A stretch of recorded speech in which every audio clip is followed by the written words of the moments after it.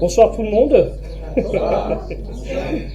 Bienvenue à la librairie Chien sous la Lune pour cette soirée littéraire consacrée au travail de Iulița Pavičić et surtout son dernier roman édité chez Maison Agulot. Nadège est là avec nous ce soir aussi et elle nous parlera un peu de Maison d'édition Agulot. Pourquoi, comment, on va un peu papoter sur ça et après on aura un temps avec Iulița déjà à discuter. Moi je discuterai avec lui et vous aussi, petite lecture, voilà, la soirée va se dérouler comme ça si ça vous convient. Et vous pourrez poser des questions à la fin si vous voulez. Bien sûr, bien sûr, et même pendant l'apéro vous avez le droit à poser des questions. Donc, voilà. Bon, Nadège, déjà, tu peux te présenter? Oui, alors donc Nadège Agulot, de la maison d'édition Agulot Édition, c'est pas très original. On est une maison d'édition basée en banlieue bordelaise. Voilà. Mais oui, on est loin même. Enfin voilà, de la région. C'est la première fois d'ailleurs que je viens aussi au nord de la France. Le nord, le grand nord. Pardon, mais c'est vrai qu'on connaît, étant de Bordeaux, on connaît plus l'ouest et le sud, quoi. C'est vrai que c'est voilà. Bref, donc on aura 10 ans l'année prochaine. On publie entre 8 et 10 titres par an et on publie beaucoup de littérature européenne. On est d'ailleurs dans des programmes européens de culture qui nous soutiennent dans notre effort quant à la traduction de ce qu'on appelle les langues rares. Les langues rares, c'est tout ce qui n'est pas anglais, espagnol, français et allemand. Je pense qu'on regarde le nombre de personnes qui parlent la langue en Europe et donc tout ce qui est moins de 20 millions, c'est des langues rares. On a 2 collections, une collection Agulot Fiction, donc on publie de la fiction générale. On a 3 collections en fait. Une collection Agulot Noir, on fait donc du roman noir, polar. Pas de thriller, mais du roman noir et du polar. Et une collection de petits formats qu'on appelait Agulot Court. Donc voilà, ça c'est Agulot Court. C'est des livres qui font moins de 200 pages et qui sont à un prix moins cher que les grands formats. Voilà. On a beaucoup de territoires dans notre catalogue. On a par exemple cet auteur de polar italien, Valerio Varesi. Alors on dit que par exemple le polar italien c'est surtout du polar régional, puisque souvent les enquêtes, par exemple Camilleri est bien identifié à une région. Valerio Varesi, lui, il est identifié à l'Émilie-Romagne, qui est donc l'Italie du Nord. Donc ça coupe un peu, ça casse un peu les clichés qu'on peut avoir de l'Italie ensoleillée où il fait tout le temps chaud, etc. Parce que lui, dans ses romans, la météo est importante, il fait souvent pas beau, il y a beaucoup de brouillard, qui est évidemment, le brouillard c'est sympa dans la quête du suspense et d'une enquête. Il parle aussi beaucoup de la gastronomie de sa région, hein. L'Émilie-Romagne c'est Parme, autour de cette région-là, il y a le parmesan, il y a le jambon de Parme, il y a des grosses industries d'agroalimentaire, Barilla, tout ça, c'est de cette région-là. Et donc il a un commissaire récurrent, le commissaire Sonieri, qui à chaque fois doit résoudre des enquêtes, et ça se passe toujours ou entre les Apennins, Parme et le bord du Pô. Il est connu, ce commissaire, comme étant le Maigret italien. Donc c'est plutôt du polar un peu vintage qui s'imprègne beaucoup de l'environnement. Il y a beaucoup on parle beaucoup de la gastronomie du pays, des vins, de la région plutôt. Et ces enquêtes mêlent souvent passé et présent, donc des choses qui se sont passées au passé. Disons que l'auteur il ausculte l'histoire italienne. Donc on va parler du fascisme, des brigades rouges, des années de plomb, etc. C'est souvent des choses qui se sont passées au passé, qui vont remonter au présent, qui vont avoir un lien avec le meurtre qui est commis au présent. Donc ça, je vous en parle parce que c'est un auteur qui marche bien dans notre catalogue. On est déjà à sa 10e enquête. Ça c'est le dernier publié. D'ailleurs, c'était sa 10e enquête cette fois-ci.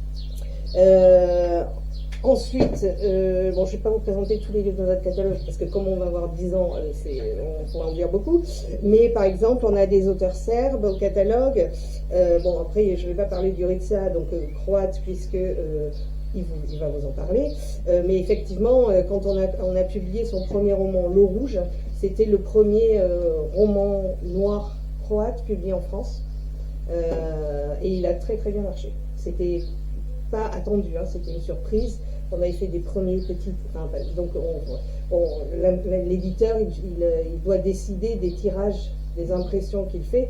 Et bon, généralement, à part les grosses maisons d'édition qui savent que, par exemple, l'auteur est déjà connu, où là on peut se lancer sur une impression, un premier tirage de 20 000, 30 000 exemplaires. Nous, le roman de Jurica, on avait dû faire un premier tirage à 1500, 2000 exemplaires. Et puis en fait, on a réimprimé plusieurs fois, et on n'est pas loin des 20 000 exemplaires vendus. 15 000 plutôt, j'abuse un peu. Non, 15 000 en comptant le numérique, parce que le polar marche aussi pas mal en numérique. Et donc voilà, et donc là on a déjà publié maintenant 4 titres de Jurica, donc celui-ci étant le dernier, mais il y a aussi La femme du deuxième étage.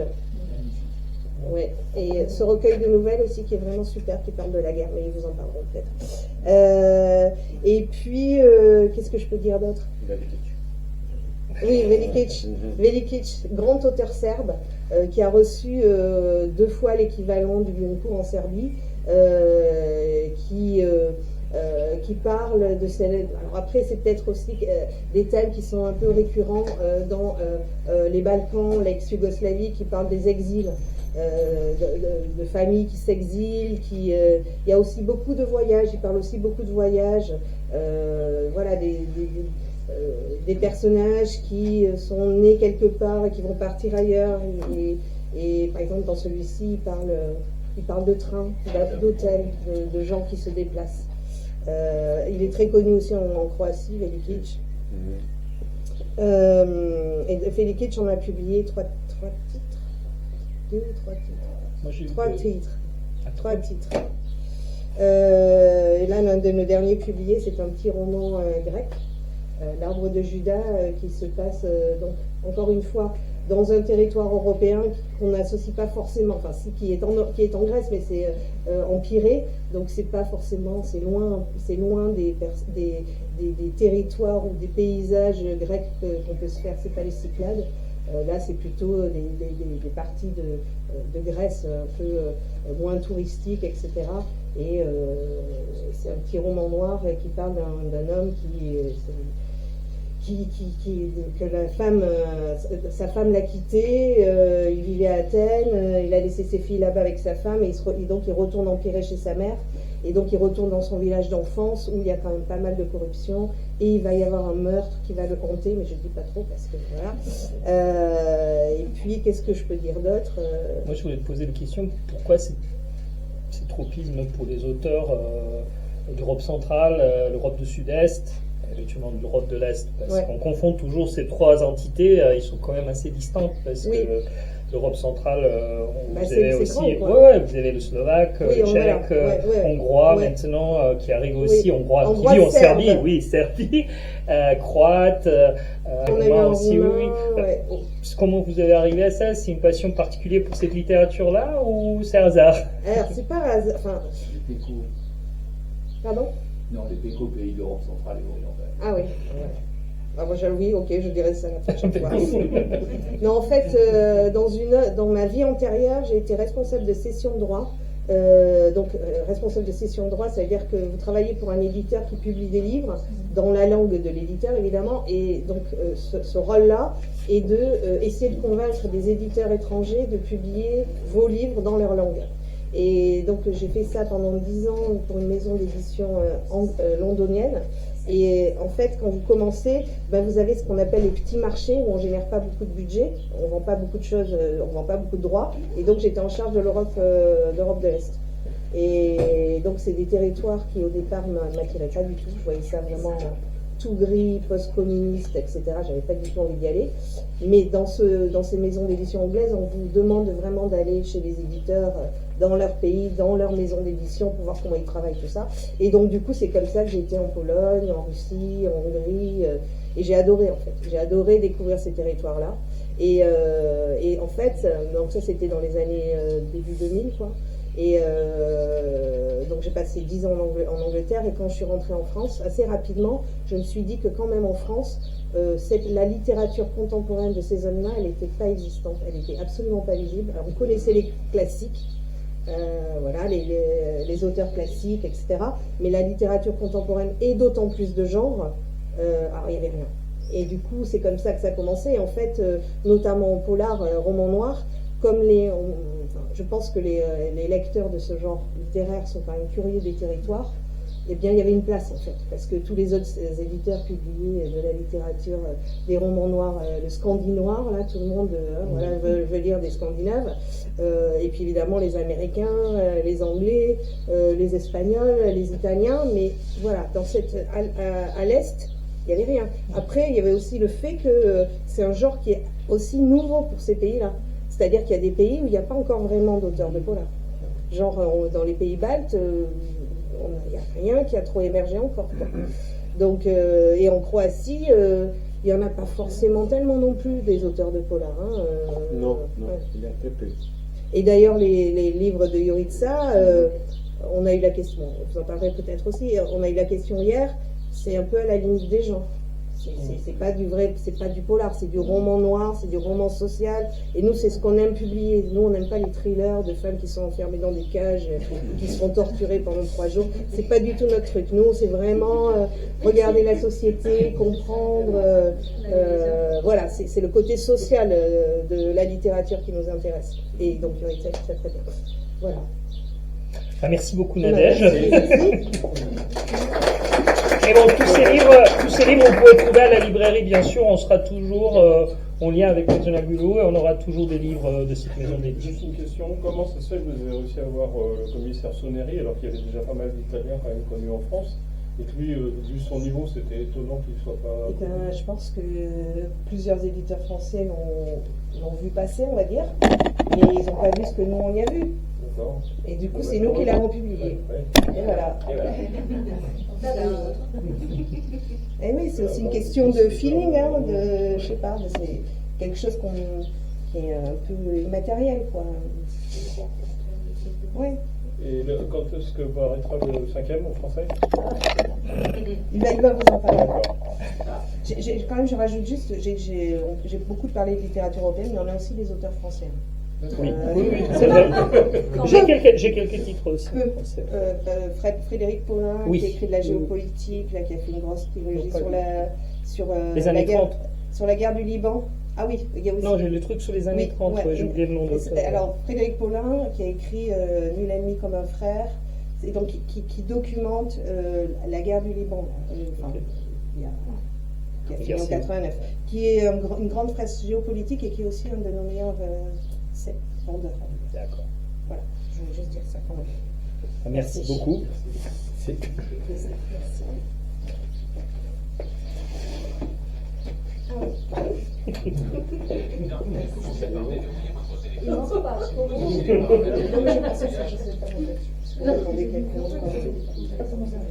C'était un téléphone qui parle. Alors, on s'est mis d'accord avec Jurica que Jurica il va parler en français. Et si des fois il a des petites besoins de parler en croate, que moi je veux traduire, mais bon, il va essayer de communiquer avec nous en français. Bon, c'est très imparfait, si les choses deviennent trop compliquées pour moi, Vladimir m'aidera.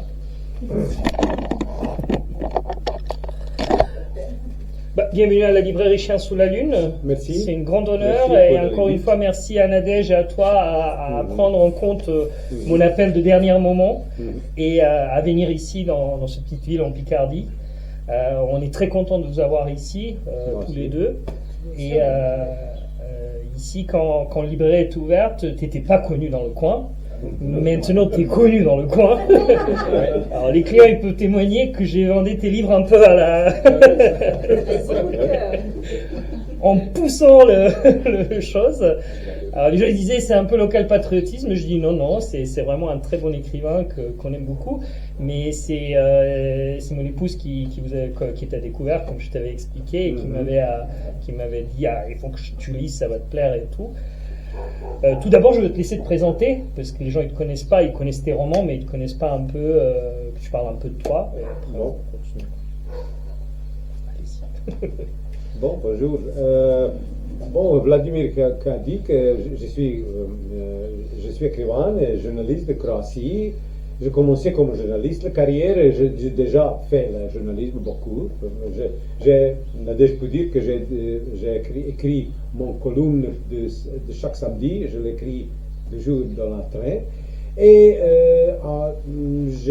j'étais publié en Croatie pour décades, jusqu'à fin de 90. Et alors, à un point, on a un grand, beaucoup, pas un incroyable groupe de circonstances. Agula a trouvé moi et moi a trouvé Agula et on a commencé avec L'eau rouge, le livre qui est mon livre déjà le plus connu à France, qui a gagné tous ces prix, beaucoup de prix, et s'est vendu très bien. Et alors, je suis ici comme un quatrième comme le quatrième livre à Goulot. Il y a trois romans, Le Rouge, Femme de la deuxième étage et Mater Dolorosa, et collection de nouvelles qui s'appelle Collection de Serpentes, où nous avons choisi l'intéressant de mon nouvelle de deux collections qui sont publiées à Croatie. Un de ces deux s'appelle Collection de Serpents. Voilà, c'est comme une introduction. Bon. Ok. Bon, aujourd'hui on est là principalement pour Mater Dolorosa, parce que c'est le dernier roman. On peut parler des autres bien sûr, parce que je pense que la plupart des gens ici ils ont lu plusieurs romans de Julissa. Mais je voudrais tout d'abord poser les questions. Comment c'est venu Mater Dolorosa? Mater Dolorosa, il y a du... Première chose que on était en période que j'ai écrit beaucoup de choses, que toute ma littérature est très régionale. Tout se passe dans un monde qui est géographiquement très limité. C'est la Dalmatie centrale, autour de mon ville où je vis, c'est l'île de Split, qui est la ville plus grande et centrale dans l'Adriatique orientale, la plus grande ville de Dalmatie, la région historique, et on peut dire qu'un peu comme une Marseille de Croatie. C'est la capitale du sud, un peu sauvage, avec une culture de ulična, le culture de rue, de leader, de soirée, tout ça. Quand j'étais pour la première fois à Marseille, je me sentis très comme chez moi. Et alors, il y a plusieurs livres qui ont écrit avant le Mater Dolorosa qui étaient dans la Dalmatie, mais pas à Split. Par exemple, vous qui vous avez lu Le Rouge, vous savez qu'il n'y a pas beaucoup de Split. Tout se passe dans une ville fictionnelle, dans une petite ville fictionnelle qui s'appelle Misto. Je peux appeler parce que j'ai choisi cette toponyme fictionnel. Et je voulais faire un livre qui est vraiment un livre de Split. C'est une raison. L'autre raison qui m'intéressait, cette situation principale, c'est la situation d'une mère et une sœur qui imaju razloga vjerovati. Ima razloga vjerovati da je njihov brat ili sin napravio nešto vrlo loše. C'est l'histoire d'une mère et d'une sœur qui sachent qu'il y a quelque chose de grave qui s'est passé avec le fils de famille, quelque chose qui était commis irréparable. Che è possibile che suo figlio o frère a fait une chose horrible. On commençait comme un scandale, comme un vrai crime qui succédait à Split 2000, je pense 2010, je pense 2009-2010, quand un touriste mexicain était tué très brutalement et la police voulait trouver qui a fait. Enfin, le vrai maître était un homme qui était pas un problème psychiatrique. Ça n'était pas un crime C'était un crime d'un monsieur qui était dérangé psychiatriquement. C'était pas le crime aussi organisé, réfléchi ou quelque chose qui était de l'ordre du crime un peu plus complexe. Au moment quand j'ai commencé avec ce livre, au moment avant que à la période que l'enquête est déjà vive, quand peut savoir qui a fait ça, la police a publié la photo d'un maillot de football du club italien Milan et dit c'est le maillot de meurtre de l'homme qui l'a fait. Parce qu'on l'a trouvé dans l'Angourmou. Ils ont trouvé dans un buisson en fait. Dans un buisson très près de la place où c'était succédé. Et je pensais à ce moment, ok, nous savons qui a fait ça, la police ne sait qui a fait ça, mais on doit être quelqu'un de cette famille, de son voisin, quelqu'un qui a reconnu cette maillot. Et c'est le moment initial où, quand j'ai commencé à écrire ce livre, et la scène principale, qui est presque un cœur de roman, est le moment quand la police dans mon roman, ce n'est pas un maillot, c'est un sac, c'est un sac aussi de football de Barcelone, du club Barcelone, sac de meurtre, et la maman et la sœur on regarde la télévision. Il regarde la télé en fait. Il regarde la télévision et cette sac est là, comme c'est la sac de quelqu'un qui a violé et tué la jeune fille. J'ai décidé de changer les choses, naturellement. Dans mon roman, ce n'est pas touriste.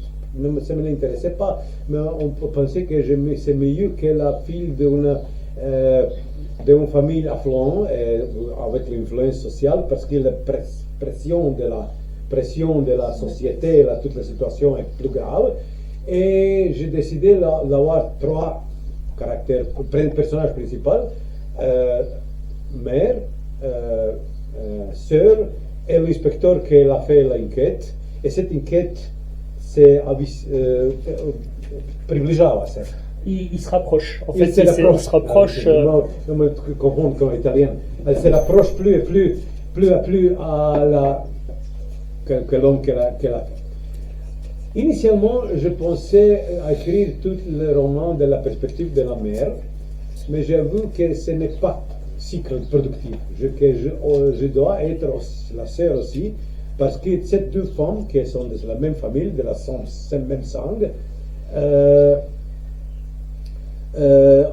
ont la perspective opposite de toutes ces choses.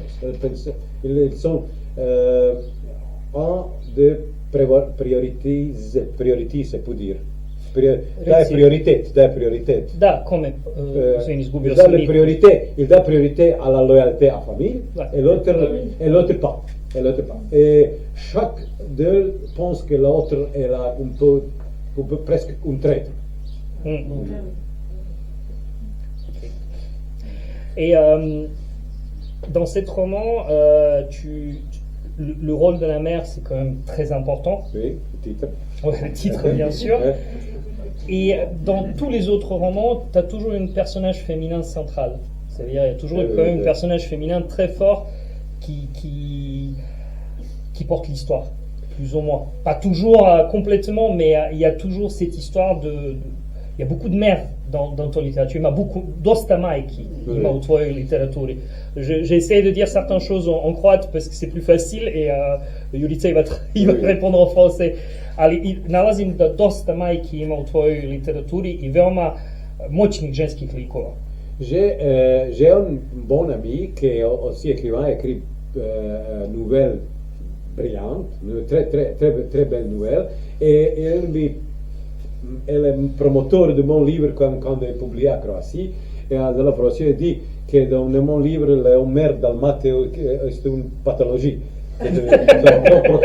Trop protectif, mer Méditerranée, maman Méditerranée. Et oui, c'est vrai. J'ai autre ami qui n'est pas de la monde de littérature et que moi, ma femme, elle, nous allons à la montagne, je suis hiker très enthousiaste. Et une fois, quand nous sommes en montagne bosniaque, elle me dit, qu'est-ce que tu fais? Il y a le nouveau livre, je vais finir le nouveau livre. Elle me dit, à ton livre, on ira autrefois femme qui tuera quelqu'un. Parce que je dis que dans mon livre, c'est toujours le femme qui tue quelqu'un. Mais je pense que ce n'est pas quelque chose qui est programmatique. Ce n'est pas dire que je veux faire un livre féministe, mais après deuxième livre, troisième livre, quatrième livre, plusieurs livres, je postos se fiestan.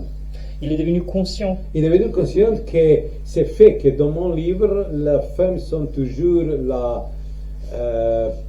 actives, elles sont principes actives, elles ont quelques faisant les choses, qu'elles changeant les choses, et que le personnage masculin sont toujours quelques sont réflexives, indécisives, un peu comme Hamlet.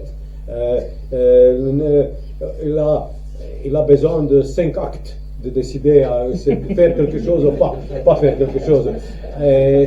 C'est toujours le fait qu'on commence à agir dans le premier acte, dans mon livre.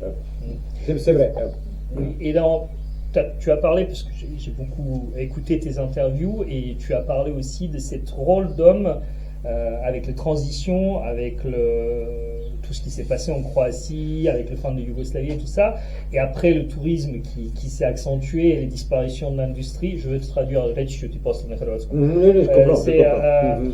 l'homme, il a perdu un peu sa place dans la société aussi. Oui. C'est une chose que c'est vraiment typique. Dalmatie est typiquement sud, ça signifie que c'est une région un peu patriarcale, mais Split, on était une ville industrielle, avec l'industrie de ciment, chantière, l'industrie de chimie, et toute cette industrie a disparu dans la transition, avec la globalisation, comme partout dans le nord de France, je pense. Et on arrivait le tourisme, que ce n'est pas vrai que le tourisme a détruit. Toute l'industrie était déjà détruite, et alors le tourisme arrive comme et tout est devenu la monoculture économique. Ça signifie que toute l'économie, si le fer le vend, si tu es bénéficiaire, aussi se vend, on vendra dans le restaurant où ils sont touristes. Tout est comme stellar. C'est comme une constellation. Constellation stellaire qui s'évolue avec le soleil, qui est le tourisme dans le centre. Ça signifie que le boulot qu'on était typiquement masculin, usine, les choses physiques ont disparu et que le nouveau boulot sont boulot de polir, d'être chistachica, femme de ménage, femme de chambre dans les hôtels, réceptionniste. Le boulot qui sont typiquement, ou historiquement, stéréotypiquement féminin. Ça signifie que tout le changement, tout le change dans la société parce que l'homme a commencé à faire le boulot féminin, disons. Et l'homme qui n'en fait pas ça, qui n'en voulait faire ça, on est devenu inutile. Inutile, sont absolument improductifs socialement. Ils sont mous même. Ouais, ils sont mous. Dans l'affaire de l'euro. Après, moi, je suis très attaché, dans tes romans aussi, je suis très attaché aux personnages secondaires, les épisodes. Par exemple, dans le Mater Dolorosa, je trouve justement que l'histoire de policier, elle est très intéressante, de son père, la relation qu'il a avec son père. Et moi, personnellement, ça m'a beaucoup parlé, ce passage. Et je trouve que c'est quelque chose que dans tes romans, souvent, ça revient. C'est aussi inversion de normes où les enfants sont adultes. Oui. Et les adultes sont des enfants. Oui. Et des fois, on a ces petites en fait, pertes de repères qui sont dans le roman très puissants dans tes romans et qui, pour nous, les gens qui viennent de... Parce que moi aussi, je suis pas croate de naissance. J'ai des origines croates, j'ai des origines serbes, j'ai des origines monténégrines, mais j'ai vécu là-bas.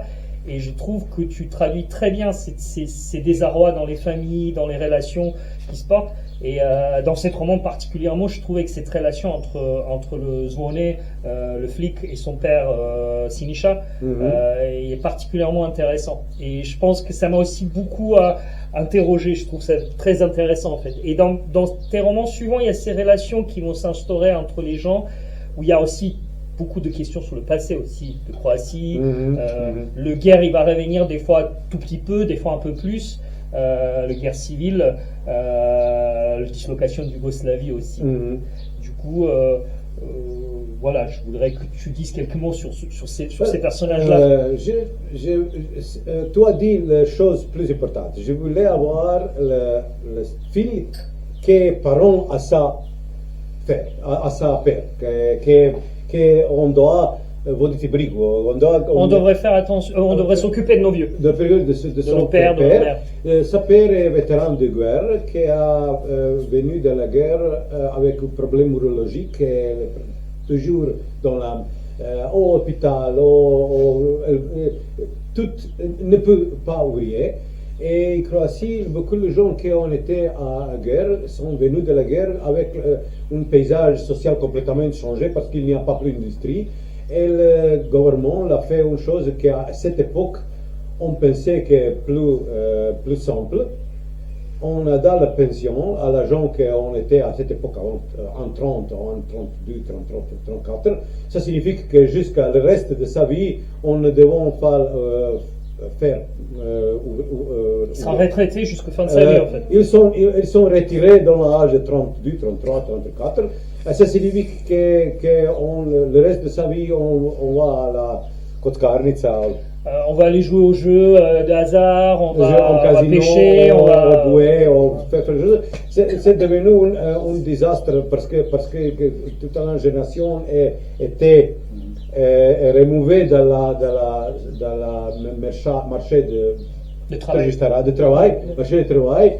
Et la chose est plus complexe que cette génération qui a le rôle central, position centrale dans un symbole imaginaire, symbolique, cérémonial de la pays parce qu'ils sont vainqueurs dans la guerre, ils ont gagné l'indépendance. Ça signifie qu'il y a beaucoup de cérémoniaux, de parades, de monuments.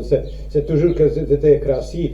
C'est presque chaque jour il y a quelqu'un politicien qui adapte les fleurs à son monument. Et c'est toujours il existe cette pressure des cérémonialistes de cette guerre.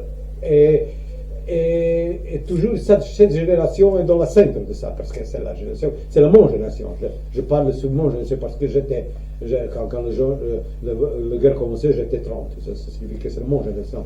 Mais je voulais avoir cette idée de que le fil, on doit être parent à sa père, et à ce moment, toutes les sociétés mettent il a mis l'homme comme son père à la piédestal, et lui on doit travailler. En fait, c'est une inversion de normes. En fait. Le père devient l'enfant, et lui, il le appelle dans le roman, il l'appelle mon père enfant, en fait, ou quelque chose comme ça, c'est traduit. Et ça, c'est vrai que c'est présent. Une dernière question que j'ai envie de poser, alors ça regroupe tous les romans, il y a toujours les lieux, ils sont personnages de tes romans aussi. Split, dans le Mater Dolorosa, Misto, Oui. dans l'eau rouge, Mhm.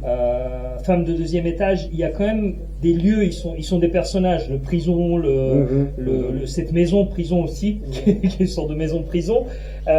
Je sais que tu es passionné par l'architecture aussi, Oui, oui, c'est et vrai. que ça sent dans tes livres aussi que souvent cette ville, cet lieu, Misto en croate, en serbe Mesto, ça veut dire la place, le lieu. Et dans les romans, souvent, on sent cette passion de lieu, et tu le traduis très bien. On le sent, cette ville, on le sent, cet lieu, on le sent comme un personnage de tes romans. Première chose, tu expliquer un peu Misto, parce que c'est intéressant.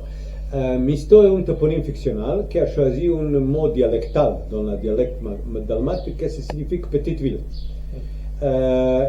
Pour lecteurs en Croatie, aussi à ex-Yougoslavie, il existe une connotation très forte intertextuelle parce qu'on existait du séries télévisives et du roman d'un écrivain qui était aussi de Split, qui s'appelle Miljenko Smoje, qui s'appelle Velo Misto et Malo Misto, c'est-à-dire grande ville et petite ville, et ils ont été très populaires séries télévisives dans les années 70.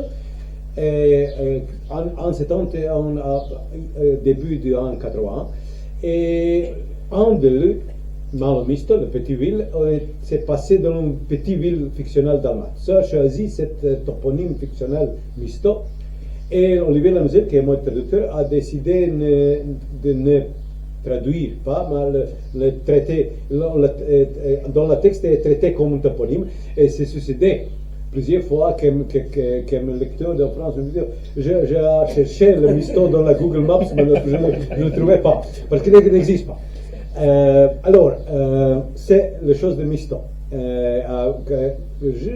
Toujours, j'aime les livres et j'aime les films qui sont simultanément la fiction et simultanément le documentaire d'un monde, d'un petit monde.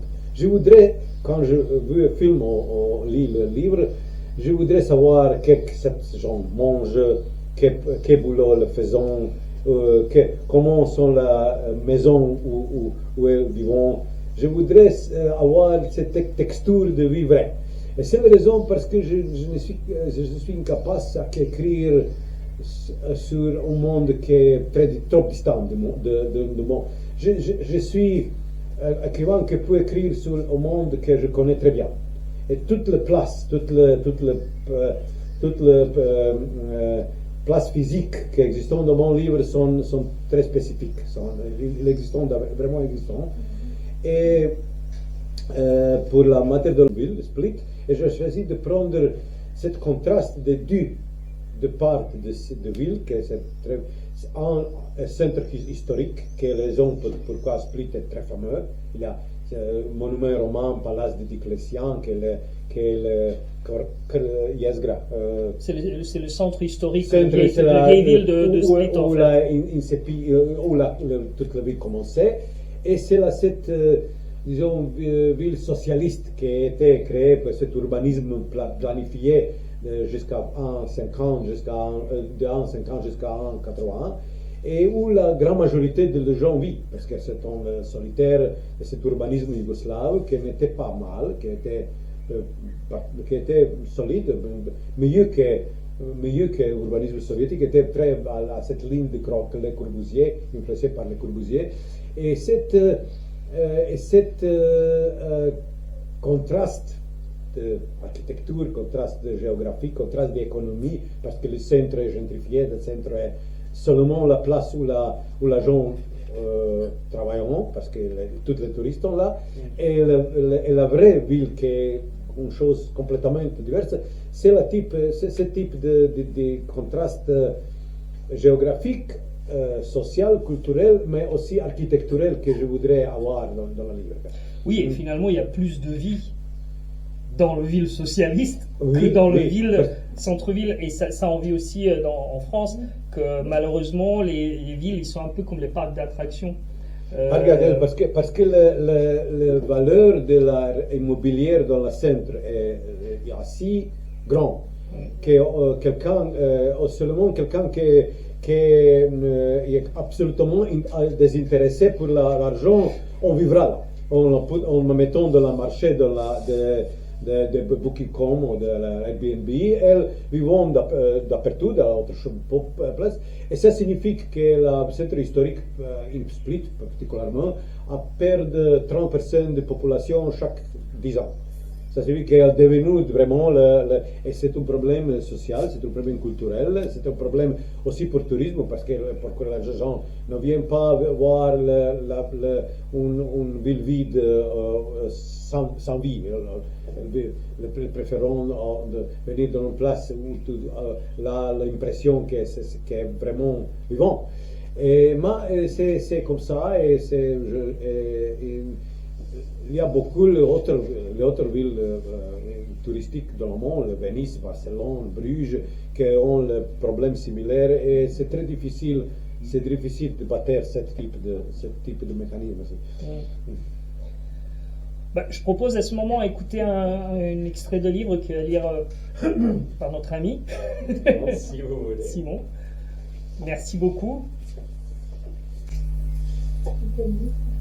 Alors c'est dans le livre Mater Dolorosa, c'est vers la fin de roman. C'est un passage que moi j'ai beaucoup aimé, qu'on s'est mis d'accord que... L'avant-dernier chapitre. Le bateau continue d'avancer en silence dans la baie nocturne. L'épaisse forêt de pins suit tout près d'eux, et le reste de peau s'étend à l'ouest complètement, jusqu'à complètement s'évanouir. Son père alors tressaille. Il tire sur la ligne, et ramène dans le cockpit un calmar de taille moyenne. Il est brun clair, le ventre est blanchâtre, et les bras turquoises. Sinisha le dépose dans le seau. Le calmar continue de se tordre dans le seau. Il étouffe, sans eau, condamné à une mort imminente.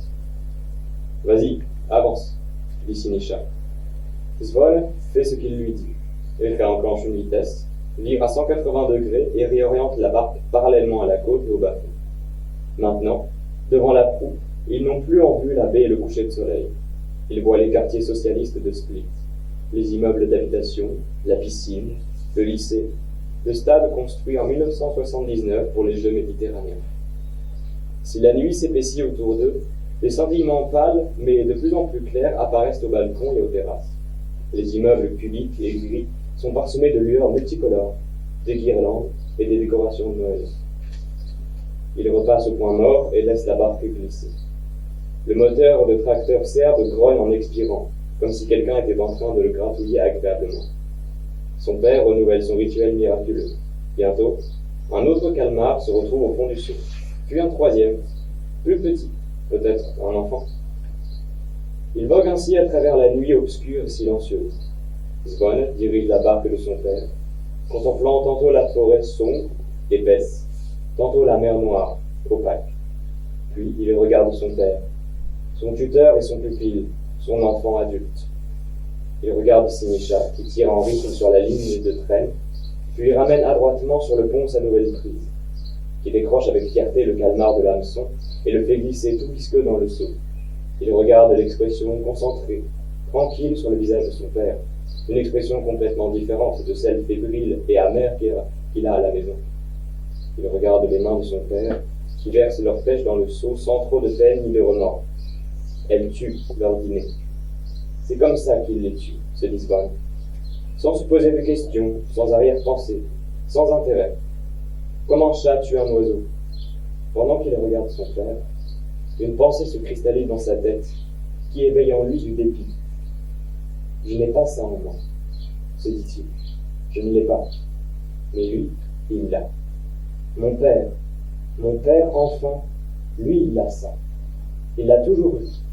Ou bien, il l'a acquis, peu importe. Mais il sait ce que c'est que de tuer. Il a appris ce que c'est que de tuer. Pendant que son père est en train de relâcher la ligne de traîne dans le son, Svon pense à ces 2 années et demie dont son père ne parle jamais. Et bien qu'il n'en parle pas, Svon sait beaucoup de choses, et pressent le reste. Il sait que son père a su comment poser une mine antipersonnelle, une mine qui ira exploser les tripes de quelqu'un. Il sait qu'il est sorti d'un traquenard à Popov-Folie à l'aide d'une grenade. Il sait qu'à Kachik, il s'est extirpé d'un blindé parti à la renverse et qu'il a attendu une patrouille ennemie dans un bourbier. qu'il leur a tiré dans le dos, puis qu'il s'est échappé vers les lignes croates en rampant à travers un champ de caillasse. Ces mêmes mains qu'il regarde ont jeté des grenades, ont appuyé sur les détentes, ont tiré dans la chair d'autres hommes. Elles auront fait ça peu de temps, tirer sur une goupille ou appuyer sur une détente. Mais cet acte, aussi minime soit-il, aura eu des conséquences. Des poumons percés par des balles, des viscères arrachés, des éclats dans des crânes. La souffrance des gens, la mort de gens. La mort de gens inconnus, étrangers, que d'autres gens inconnus pleurent encore. Sinischa a pu faire ça. Il a appris à faire ça. Ou peut-être l'a-t-il toujours su. L'autre jour aussi, sur le promontoire à Mariam, au-dessus de la mer, Sinischa aurait pu. Il aurait simplement levé les bras. Il aurait effectué ce geste bref, simple. Il l'aurait poussé dans le vide. Il aurait fait ce dont Zvon n'a pas été capable. Lui, si mûr et si adulte, il n'aurait pas pu le faire. Son père enfant, lui, aurait pu. Sinischa jette un coup d'œil au seau. J'ai l'impression que ça suffit, non? Oui. Un bon dîner. Allez, on rentre. Le bonheur enclenche une vitesse et reprend le chemin du retour. Il passe la pointe de Bennett et Split se met alors à briller devant lui dans la nuit. Un match est en cours au stade, ou peut-être y a-t-il un entraînement nocturne. Le toit en forme de coquillage est éclairé par des projecteurs. L'enceinte sportive a des airs de grande soucoupe volante bienveillante. Son père reprend le timon, il monte les gaz et le bateau recommence à bondir. La caisse du moteur se met à vibrer et le seau avec leur pêche sur la caisse vibre lui aussi. Là, dans le récipient en plastique, gisent les calmars qu'ils ont ramassés. Ils vivent encore, respirent cet air hostile. Ils sont en train de mourir, lentement et douloureusement, pendant que eux deux, leurs tueurs, font route vers chez eux, vers le gîte et le repos.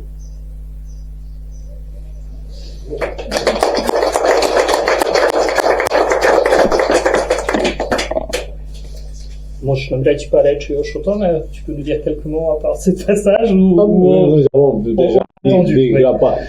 J'aime toujours, parce que je l'aime la mer, j'aime ce petit bateau. J'aime mettre dans mon livre quelque chose qui sont maritimes, parce que c'est mon motif récurrent. C'est vrai que ce type de zen de bateau et zen de mer est la chose qui aide beaucoup et qui toujours aide à les gens qui ont trauma de guerre, c'est très typique. Mais moi, ce passage, il m'a beaucoup plu et il m'a beaucoup parlé parce que j'étais de l'autre côté de l'histoire aussi, qui était notre histoire commune à l'époque, qui nous a réunis, séparés en même temps. Et ce qu'Iulitsa il écrit à ce passage, il est bien. Et je voulais éviter aussi trop rentrer dans l'histoire parce qu'assez vite dans le roman, on peut avoir des indices. Et comme il y a des gens qui sont peut-être pas lus, je voulais pas leur donner les indices sous l'histoire en soi-même.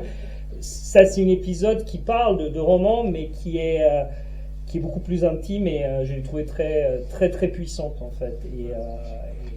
Alors, autant tes romans, ils sont très cinématographiques, on le lit comme on regarde un bon film. Là, on ne pouvait pas traduire au cinéma ce passage-là, je trouve. Je suis critique du cinéma et naturellement, je suis influencé par le cinéma et dans la structure, dans la chose. Aussi, de la méthodologie, comme j'écris, est plus méthodologie de quelqu'un écrivant pour le cinéma qu'écrivant de roman. Je fais un plan très, très précise. J'écris les choses que les gens qui écrivent pour le cinéma on appelle treatment. Ça signifie que je prends tous les chapitres, je le fais la petite description de chaque chapitre et j'ai un type comme un modèle de roman futur. C'est une méthodologie qui est plus de quelqu'un qui écrit pour le cinéma.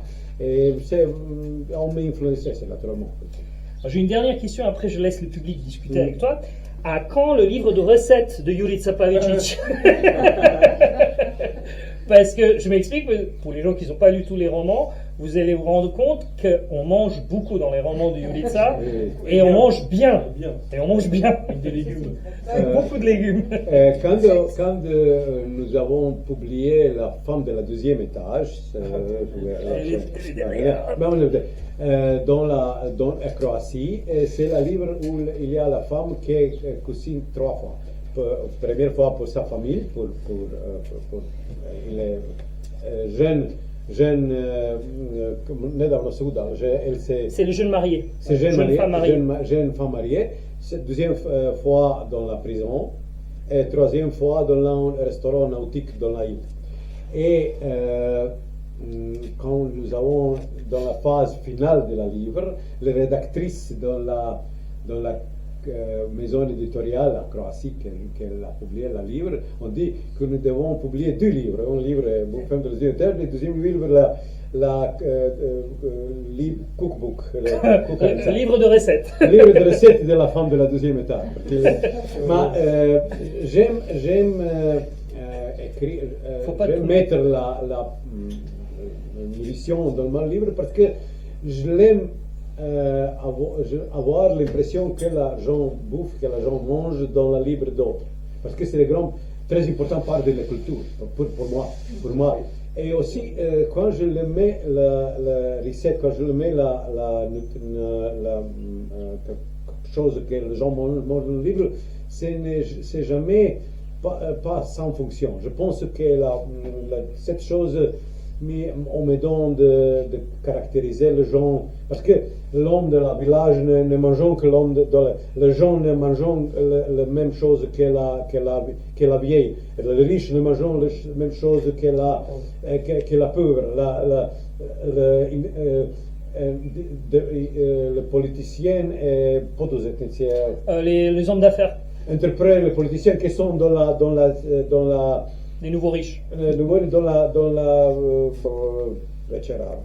Dîner. dans le dîner, Dans les restos, dans les dîners officiels. Dans le dîner officiel, mangeons une chose, et la mère d'une famille d'origine de la montagne qui a fait le dîner pour sa famille mange l'autre chose. La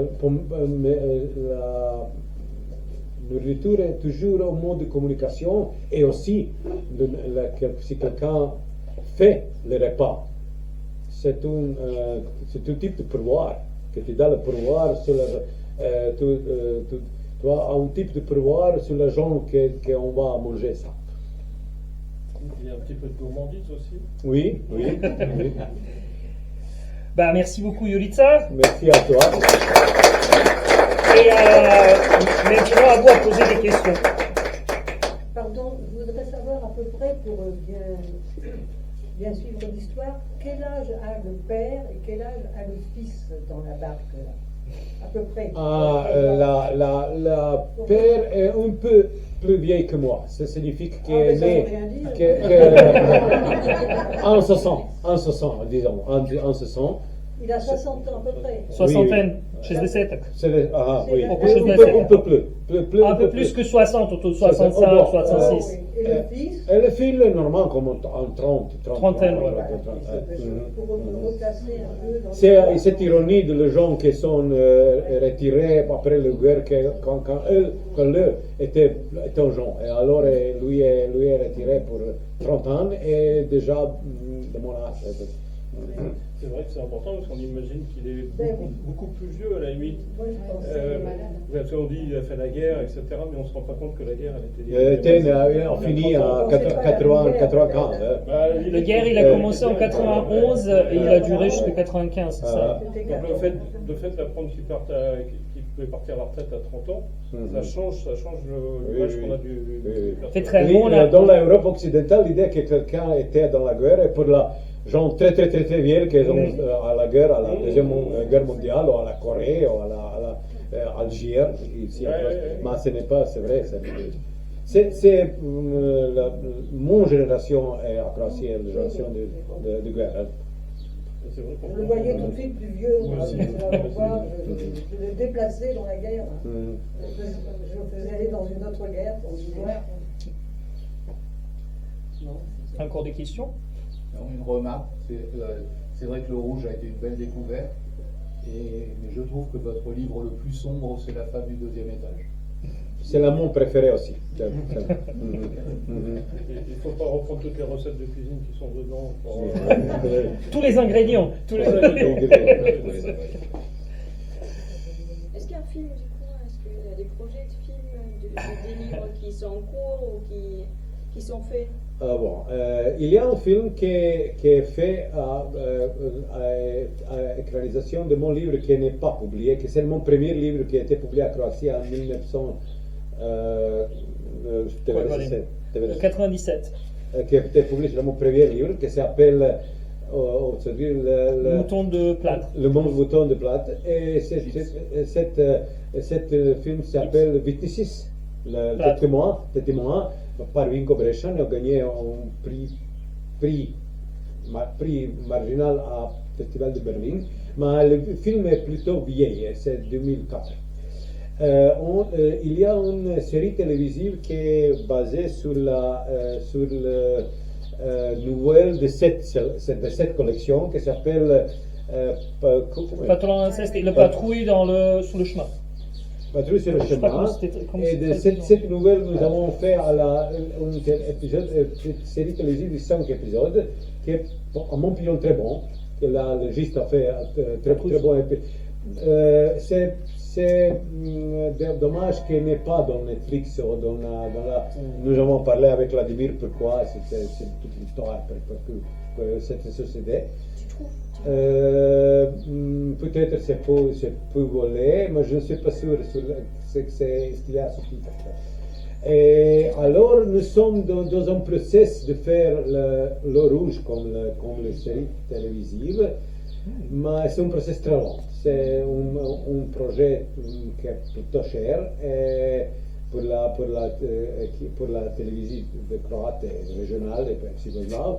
Et nous sommes, toutes ces. Se pokreće vrlo sporo. Ça va très lentement en fait, parce qu'il y a énormément d'enjeux financiers et organisationnels. Mais on existe le scénario, pas complètement fini, demi-fini, on existe le scénario. Je le fais avec un scénariste qui est serbe, qui vit à Allemagne. Je pense que c'est toujours meilleur que quand parlons d'adaptation. Que l'auteur de livre était secondaire. C'est mieux que quelqu'un avec une perspective complètement fraîche prendre les choses et alors rentre d'aider sur le régionalisme, sur la précisité de couleur locale, des choses comme ça. Il existera en allemand, ce film. Non, existe seulement le scénario, mais je crois qu'à un moment on sera la série télévision. Mais les Sviedozzi, les témoins, je pense qu'on peut le trouver avec les sous-titres en allemand. C'est tout à fait possible, parce qu'il a été succès en Allemagne. Le film était publié à France, était distribué à France, mais en 2004, à cette époque. Je sais qu'on était dans la cinéma à Paris, on était distribué. On existe le distributeur. Ça signifie qu'on doit être traduit avec ce sous-titre français. C'est probablement qu'elle existait dans la vidéothèque, à l'époque la vidéothèque en existant, mais je ne suis pas sûr que ça existe dans la streaming. Je pense que c'est possible qu'on existe dans la camp de cette grande streaming service, mais je ne suis pas sûr.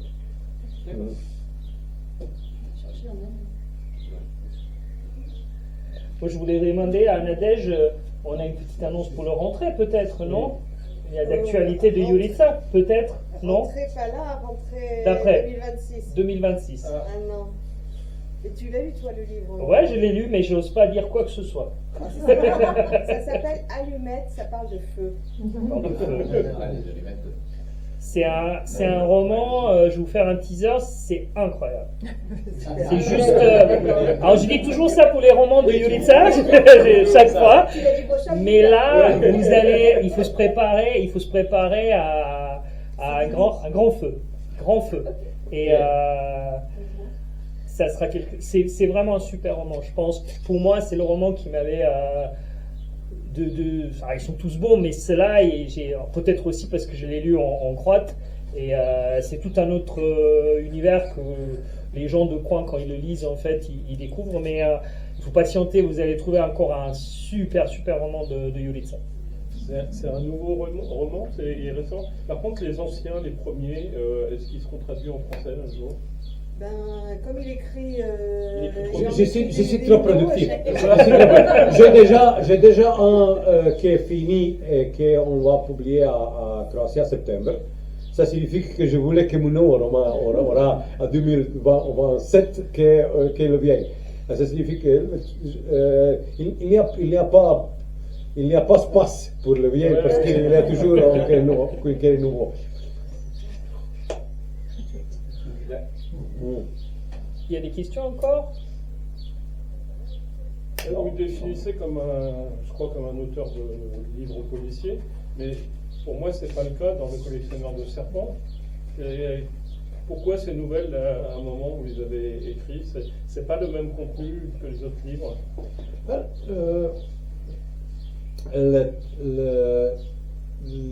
L'écriteur que j'aime beaucoup, par exemple mon écrivain préféré de thriller comme Patricia Highsmith, ont toujours écrit livres qui ont été obviamente un thriller au noir, comme disons Le Cri du Hibou, que Chabrol a fait le film, et autres livres qui sont obviamente pas polar ou pas thriller, comme disons Edith's Diary, le journal d'Edith. Mais quand tu lis un et quand tu lis deux, évidemment qu'on été écrits par la même personne. C'est même mentalité, même type de personnage, même atmosphère. Et c'est avec moi. J'écris un livre qui sont obviamente polars et l'autre qui sont moins polars, mais je pense qu'ils sont avons plus de commun que mon polar avec l'autre polar ou mon livre avec l'autre. Pour moi, c'est une divise artificielle nécessaire parce que l'éditeur on doit offrir le livre à un spécifique public. Mais j'aime l'écrivain qui sont à cette confine frontière très fragile de genre et pas genre. Et je pense que à Croatie, par exemple, j'avais une maison éditoriale qui avait cette édition de noir qui est vraiment noir. En Croatie, ne s'utilise pas cette expression roman noir. Mais était vraiment noir où on était tous les auteurs de polar. Camilleri, Rankin, n'est-ce pas, Le Carré, aussi l'auteur de thriller. Et j'ai toujours voulu être dans cette édition, parce que c'est un type de réaction à cet élitisme, le snobisme littéraire. Oh, c'est un roman de crime, c'est une chose triviale. J'ai toujours été contre de ce type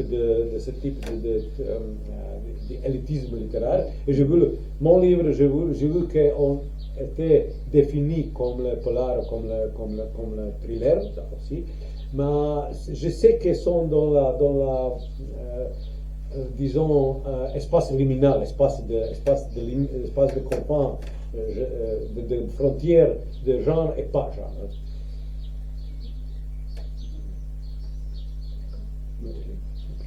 C'est bon pour tout le monde?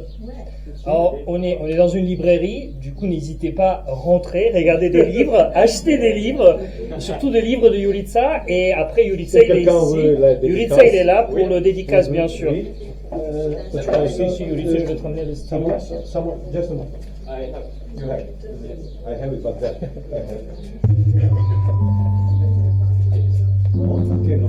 Simon.